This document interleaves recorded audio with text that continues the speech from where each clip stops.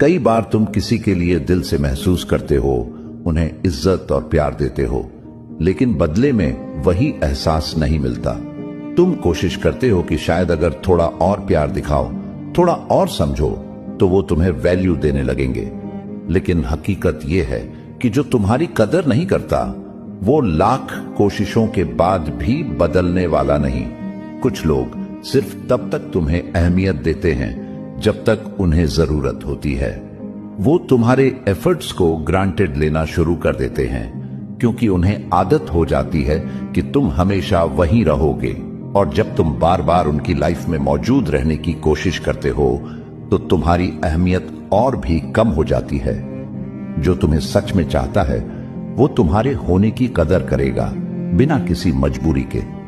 अगर कोई तुम्हें इग्नोर कर रहा है, तो उसे जबरदस्ती अपनाने की जरूरत नहीं। तुम किसी को